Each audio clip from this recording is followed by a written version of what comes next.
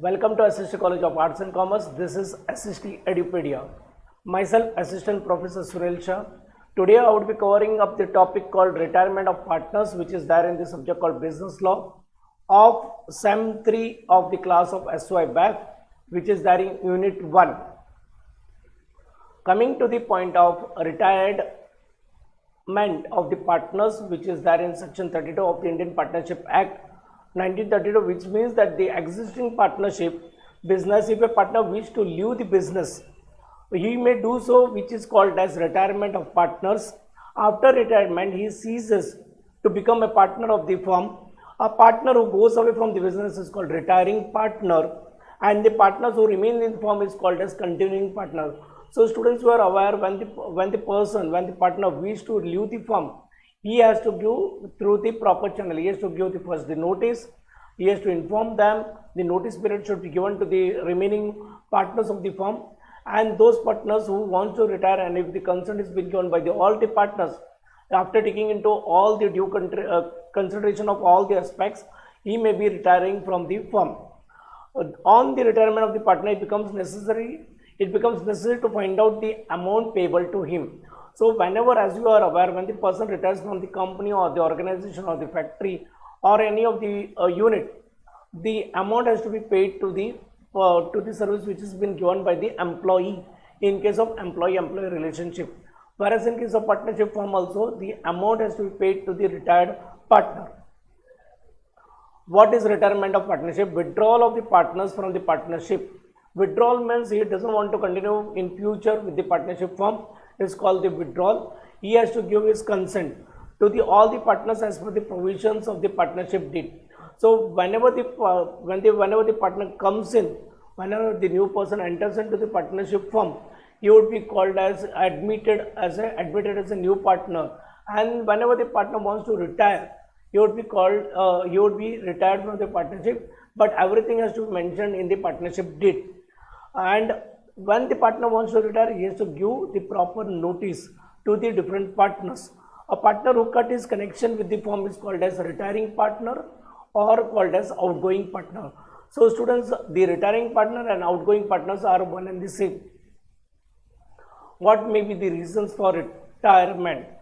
The first would be the old age, as and when the person becomes old, he doesn't want to continue with the firm, he wants to live his peaceful life. Second would be loss in business. If the person is going continuously loss in business, if he is not earning any profit, he doesn't want to continue in the partnership firm. If there is interest has been lost whenever by any person in any organization, he may retire or he may leave the organization. Same thing applies in the case of partnership. When the partner has lost the interest in continuing with the partnership firm, he may retire. Partners wants to start another business. If the partner wants to start another business, is unhappy with the current source of income or the current business, he may retire. If there is a misunderstanding among the other partners, it would be called as partner. He would be called as retired partner, or will be giving retirement. There would be also voluntary retirement as in just and equitable grounds when the person or the partner feels like he wants to retire. Retirement as per the terms of the partnership deed. Whatever the terms have been mentioned in the partnership deed, and if the partner retires, it would be also one of the reasons of retirement. So coming up to the summing up is the old age, loss in business, no interest in the business, partner want to start another business, or there is a misunderstanding between the partners. If there is a voluntary retirement or retirement as per the partnership deed, may be the reasons of the retirement of the partnership firm. Coming to the rights of the retired partners. Section 36(1) of the Indian Partnership Act deals with the rights of the retired partner. It imposes certain restrictions but allows the retired partners to carry on the business competing with that of the firm, but with due restriction. He cannot use the firm's name, whatever he was using earlier. He cannot represent himself as the partner of the earlier partnership firm.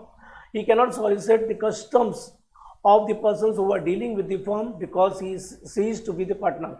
So he cannot use his name, he cannot represent himself as the partner of the earlier firm, or he cannot solicit the customers which he had earlier. He has to create his own customers. The other rights which are mentioned under Section 36 of Section 2 of the Indian Partnership Act deals with the agreement in restraint of trade According to this section, the retired partner make an arrangement with the partners that when he ceases to be partner, he will not carry on the business of that firm within a period of specific time period or within the local limit. So whatever is mentioned in section 36 subsection 2 of the Indian Partnership Act, it means that the partner cannot start the business within the specified limit or within that stipulated time, whatever it is mentioned in the partnership deed. Otherwise, he can start a business competing with the earlier firm. The retired partners, the rights, why retiring partner is entitled to get the share of the capital, interest of the capital, revaluation of the profit, if any, share of the profits, etc., up to the date of his retirement. Similarly, he is liable for his shares in all the losses like accumulated loss, revaluation loss, drawings, interest on drawings, shares of the current year, loss up to the date of the retirement, drawings, interest on the drawings, etc., till the date of his retirement, is not liable for any loss incurred by the firm after his retirement. So students, in this section, what is the important point is that he is entitled to get his share of his capital till his retirement plus the interest, and he is also liable for the loss or the accumulated loss which is there.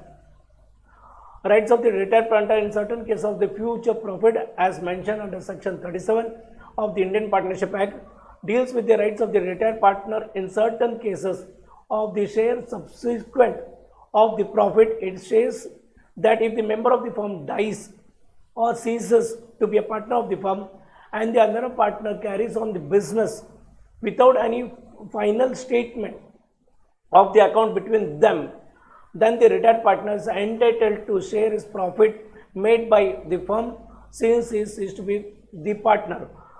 Students, I like to inform you in short regarding our section 37 of the Indian Partnership Act 1932. If there is a full and final statement is not made or the account is not settled, then he is entitled for his share as well as the interest till the final account is being made by the remaining partner. Coming to the liability, in the previous 3 slides we learned about the rights. Now we are learning about the liability of the retired partner.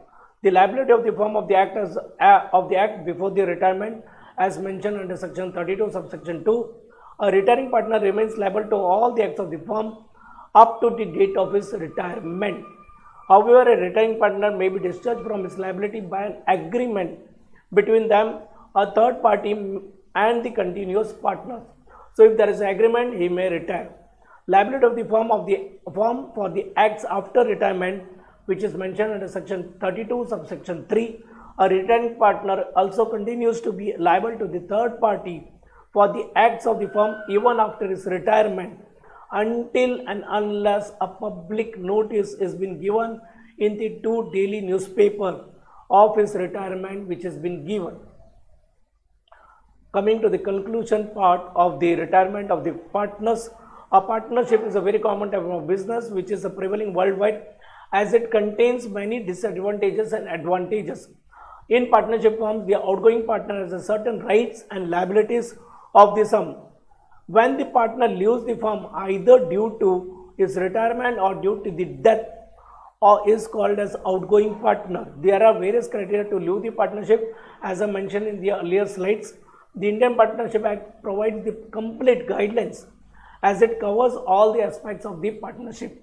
So students, coming to the concluding part, when the partner wants to retire, he has to give the public notice, he has to give the notice to the other partners, and if it has been approved, he has the rights of the share of the capital, as well as he can get the interest, and is also liable for the losses. Thank you from my side.